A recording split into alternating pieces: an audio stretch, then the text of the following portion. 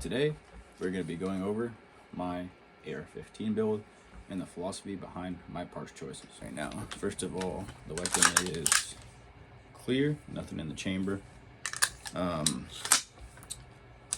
going to start from tip to butt. So at the front, just run an A2 bird cage flash hider, comes stock with a rifle. No reason to change it out unless you're running a suppressor. They've been around since the 1960s for a reason. Coming back from that, this is the Streamlight Pro Tag Rail Mount HLX something or another. The naming scheme gets a little hard to remember sometimes. And I'm running that on a Airsocket inline scout mount for M-Lock. The Airsocket mount's really a great addition for these lights. You know, these guys on sale at $100. You get a $40 mount, and you have what's really a good mount, or a good light and mount for around $140. It's like half the price of a Surefire. Is it as good as a Surefire? Probably not. Do I want a Surefire? Yes, but for the money, these things cannot be beaten. They are pretty great. Now, coming back from that, I have the it's just a Magpul adapter to run a bipod for zeroing and shooting groups and everything. It's just nice to have.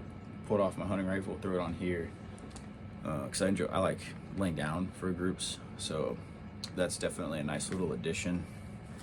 And I have my sling attachment. It's a Magpul QD and the BCM QD socket that comes with the upper.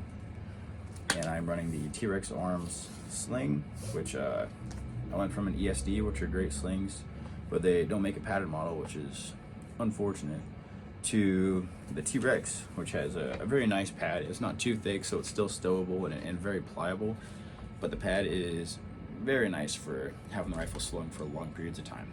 So highly recommend this sling. Obviously M81, my favorite camo probably. Now the upper itself is going to be a BCM upper. This is I bought it from Complete from, can't remember it, Freedom Trading Co. Great company, no sales tax outside of Nevada. Highly recommend checking them out. Also, they do the free BCM bolt carrier group promotion with it, just like what BCM does. So I got upper, bolt carrier group, and AMB charging handle for $960 shipped, which is really a fantastic deal. And on this particular setup with this upper, I have around 12 to 1500 rounds. This is a newer one to me. I've had this for about 6 months, I'd say. And I love it. Going from a carbine to a mid-length is definitely noticeable. I have zero complaints. Love the AMB charging handle, because I didn't have one before, so it's definitely a nice feature, a little extended. And yeah, you definitely cannot go wrong with BCM. They are kind of the benchmark step up in quality, you know, duty grade, nice rifles for a reason. Highly recommend a BCM. And right here, just running a Magpul vertical foregrip. Don't use it like a foregrip, I use it more of a hand stop. Pretty comfortable to me. And I have the BCM rail covers. I think these look pretty slick, going all the way around. And then right here is just the little piece of shot cord that came with the T-Rex sling, so you can stow it for moving out of a vehicle and transporting the rifle, putting it in the safe, whatever. Definitely helps kind of keep everything a little cleaner. Now, optic setup is going to be the SIG Romeo 4T Pro and the Vortex Micro 3X. The 4T Pro is one of the best red dots on the market. Granted, I don't have much to compare it to, but this is going to be American made. It has really good glass, including night vision performance. Again, what I've heard, I don't have night vision. It has the multi-reticle system, so you get whatever you want. You have a night vision button for those guys that shoot night vision. It has all sorts of goodies in the box, kill flash, all sorts of caps, different mounting options. You have a spacer, you have a low mount. So really for the money, around $500, I got mine under $500. This is a great option. Kind of the benchmark red dot is going to be the 8.T2. With that, you're going to be $600-700 sometimes without a mount, and you got $100 to $200 for a mount. So getting something that comes with basically everything you need out of the box for less than that, with still American made, is pretty amazing. Does it have the reputation of Aimpoint? No, but they do have a really good reputation, and highly recommend checking one of these guys out. And the magnifier, the Vortex Micro 3X, again, probably the best budget magnifier on the market. Now, these guys, the only problem with these, which is going to be a common problem with any sort of micro magnifier, is the eye relief sucks. I have to kind of get up onto the gun to get a good sight picture. But that is my only complaint with this. It has a really nice D10 mount instead of the push button like the cheap SIG magnifiers. Again, it comes with a spacer, bring it up to height with your optic. Actually, one more complaint is the adjustment turrets to kind of center the dot in the window are capped. I prefer if they weren't capped. Is that big of a deal? No. It'll probably help with durability.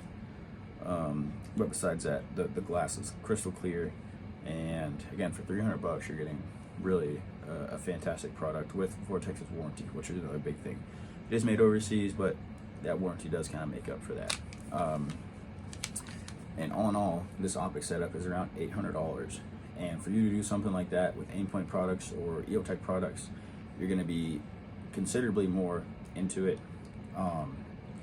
So this optic setup is obviously, I like it because I use it, but it's a really good for the money. Highly recommend you guys checking those out as well. Now, moving down, the lower is going to be Bushmaster. This rifle started as a Bushmaster XM15-E2S. You know, it had the fixed front sight post, carry handle is how I got it. It was gifted to me from my grandpa when I was like 13. And then it grew and grew. Ended up putting an arrow rail on it. Had a Burris, a 1-6, forget the name, the RT6 or whatever, which was a good scope for the money. I definitely enjoyed that. Then I went to this optic setup. But after between 3,000 and 5,000 rounds, what ended up happening was the bolt face, where the firing pin protrudes out of the bolt, became kind of walled out, and the firing pin became out of spec, and it had I guess fractures on it, you could say. I can't think. It was marred. That's a better word. The firing pin was marred. So I was popping primers, which don't want that. And it got to the point where I knew those guns didn't have the greatest reputation because they're Remington made. So I said, screw that. Bought the BCM upper, but the lower is completely in spec. Haven't had any problems with it. So still plan on running that. No reason to spend the money to change it out. So doing BCM lower, Magpul MOE grip, and running the Geisley SSP trigger in there as well, and a Sons of Liberty Gunworks lower parts kit, half installed because I don't have the rest of the tools. Definitely need to grab that. And then it's just the standard buffer assembly that came with the lower. No complaints with the lower at all. I really enjoy that Geisley trigger. Coming from a mil spec to this thing is money. Give you guys a little.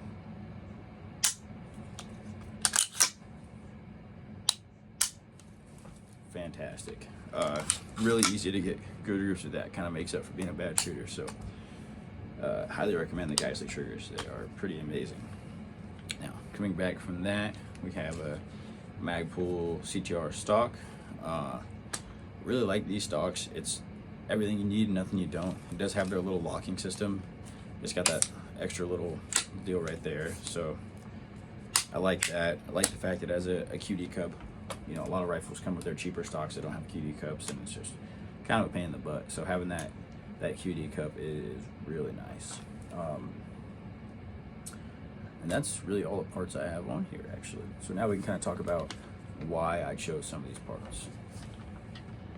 Now, why I have this rifle set up and why I went with these parts, it comes down to a number of things. Number one is cost. I'd love to have the next best thing, the greatest thing all the time. I cannot afford that. I know most of you out there cannot as well. So cost is going to be a big thing. Next is what I find realistic to me and what my use case is for this rifle.